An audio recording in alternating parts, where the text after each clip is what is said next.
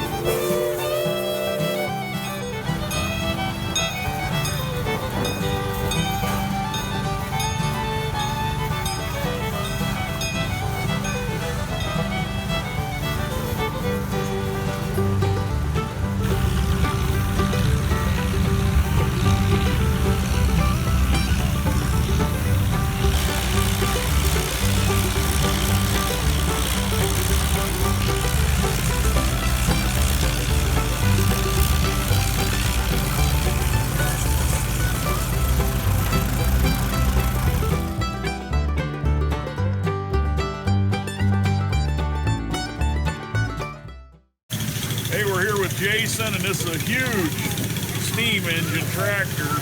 Tell us a little bit about it. This is an Avery 4120. It's 40 horsepower on the drawbar and 120 on the belt. It's 1911. And this one here is one of 4 in existence. This is the only one that has the wheel extensions. You'll see the same one in the Henry Ford Museum not being used. This one here has 2 gears. It's got a high and a low, so you can go slow or slower. It's a 2-cylinder, and this one they have it as an undermount. Typically, you'll see them mounted on top of the boiler. Avery had a different concept on it and ran with it. This one also has a different kind of steering mechanism here, where it uses a worm gear as opposed to chains on most of the other ones. Here's a bit easier, but still, 25 tons worth of metal, still pretty hard to move. Yeah, so roughly 50,000 pounds, people. And how big of a plow would this thing pull? We've got a 12 bottom here that we'll be plowing with later on today. Okay. They've been known to pull up to 20 bottom plow in the right conditions. All right. So basically they've got a fire, they've got water, they're building steam, and then the steam goes in. Tell us a little bit about how the steam works. So the steam comes out of the boiler here, and it's split through this manifold where you'll go to each cylinder. There's a valve train in here, and there's your cylinders. Then you've got your piston rod and your connecting rod. It goes to your crank, just like any other engine out there. And then depending if you're low or high, the gearing will be engaged here by this dog. There's one on each side, and you've got your differential over there, and it just leads right down to the axles to your tire. Now, roughly how long would it take when you start building your fire to build steam to be able to actually use it?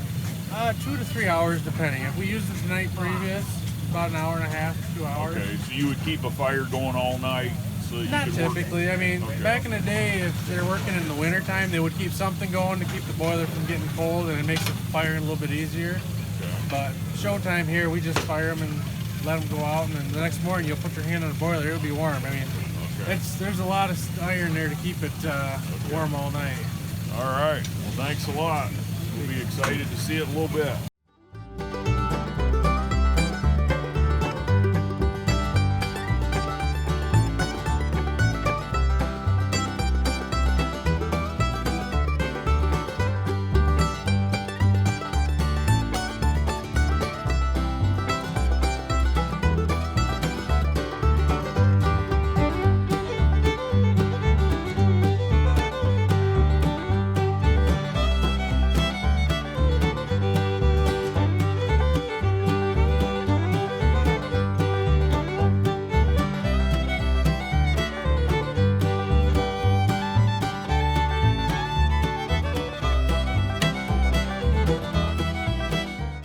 Crazy about these old steam engines is the massive size they are, but what would really blow your mind is what really drives this is a piston inside of here, and you're only talking a piston about this size going back and forth, and there's 2 of them, and it's basically reversible, so there's not a transmission. But the big flywheel and all of that is what helps keep the machine moving too. But it's just crazy to think this big and a piston only this big, 2 of them. Okay, here we're standing beside a boiler that's an explanation. This thing, well, this has a big hole cut in it, but this is really thick steel. They would build the fire inside, and that fire would be inside of this, and the water is all the way around inside this big tank. And the fire and the heat goes through these tubes, and it boils, it heats that water up, and you can see a lot of these bolts and stuff is to help radiate the heat out into the water more, so that it gets more boiling time in that water, more surface area to heat the water. But you can see this is a pretty major deal to create power.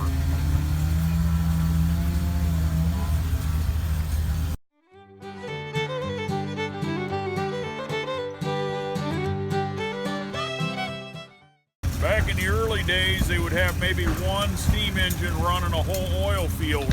And what they would do is they'd have a big wheel, and all these rods would come off that wheel, and they would go to the different pumps all over in different areas. And sometimes those rods would go for, you know, a quarter of a mile or however far it needed to go to run that. Pretty interesting how, you know, they used their brain to really make something work with very little equipment.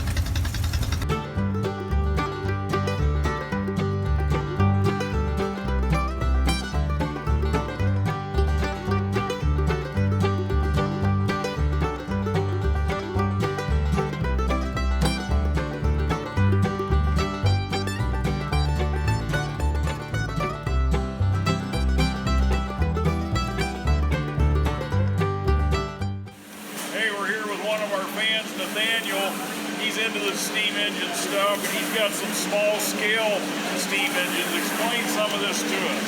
So basically you use a heat source to boil water inside a pressurized vessel. So this uses electricity. A lot of antique stuff would use coal or wood. You'd burn it in there, and that you'd use that as a heat source. But this is more for the average family. You can play around with this. It's just got an electrical heater inside there, so you can see it builds up steam pressure inside there, and we're using the steam from the water to run this engine here. It's a little 2-cylinder double-acting steam engine. It's running a little machine shop, miniature machine shop with different metalworking and woodworking tools there.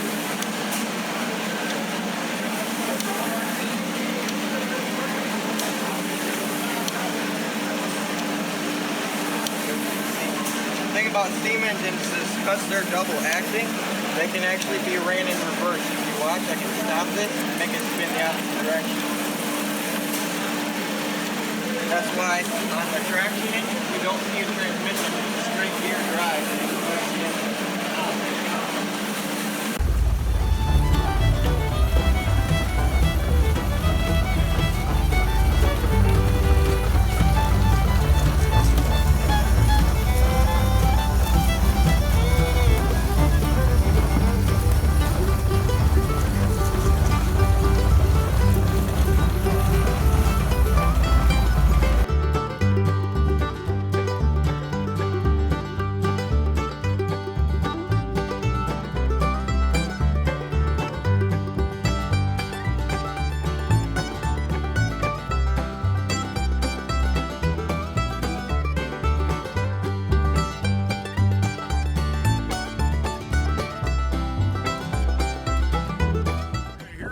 What they call a doodlebug. Back in the early days, a lot of farm kids would take old junk around the farm, old truck axles and car parts and stuff, and they'd put together a little doodlebug, sometimes using tractor parts or whatever they had. It's kind of funny, but my dad used to talk about having a doodlebug when he was like in his junior high school years, and actually kind of courting my mom when they were dating. One of his stories was he took my mom clear back by the woods, and then the thing mysteriously ran out of gas, and she was pretty mad, and I think she walked home.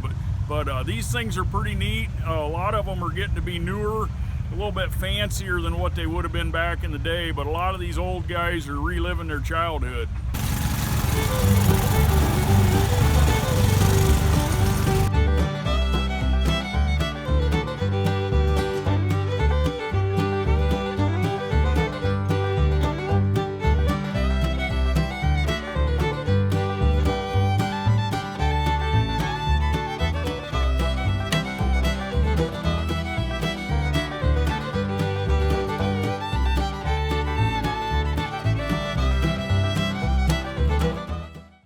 standing here beside a Case 1470. This tractor, it's a 1970. These are getting pretty rare because everybody in the monster truck world, these are the planetary steering knuckles that I run on my truck and used to always run on War Wagon and everything. It's a Rockwell 250. They were used on a lot of different machines, but this was one of the primary machines they were used on. Okay, this is a 1966 Case 1200. This also had planetaries on it, but this was one of the earlier farm tractors, the big four-wheel drives. There wasn't a lot of these early ones actually produced, so this is a pretty rare tractor. And then this has the Rockwell 205 planetaries on it, which are a little bit smaller. I actually ran a set of these on the original War Wagon #1 until I broke them too much, and then moved up to the bigger ones. Real similar, just a little bit lighter duty.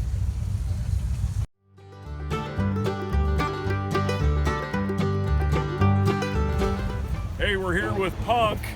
She's got a really neat story. Tell us what about this truck and about you. Well, I'm a commercial seamstress, originally from the Detroit area. I work for General Motors sewing car seats. The door handles are my old work scissors. I had 4 older brothers. My nickname was Punk. And when I was good, my parents called me Punkadoodle, so I decided to name my business something positive in my life. I was also an avid water skier. And so I don't know if you can see, my center console is a water ski, and my shifter comes out the boot, and my gas pedals off an old treadle sewing machine.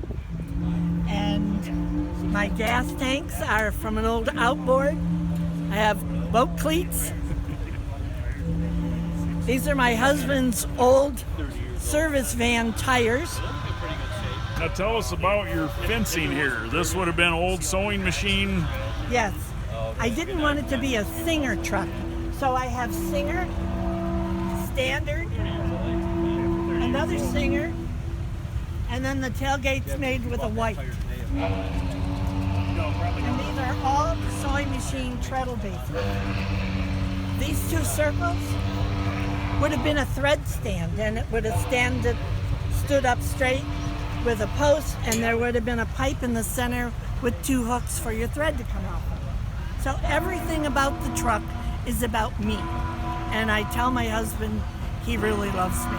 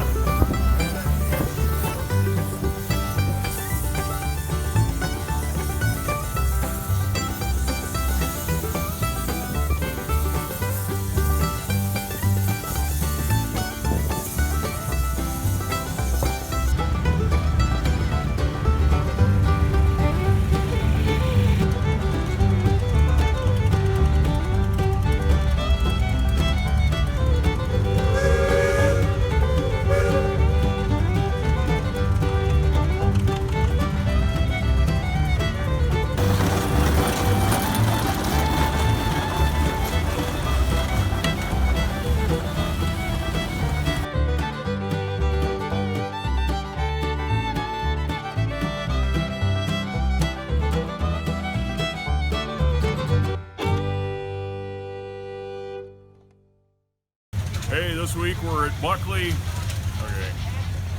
Okay, this is a 1968 Case. Okay, let's do that. Okay, this is a 1966 Case 1200. This one had Rockwell planetaries also, but these were the Rockwell 2. I will start over.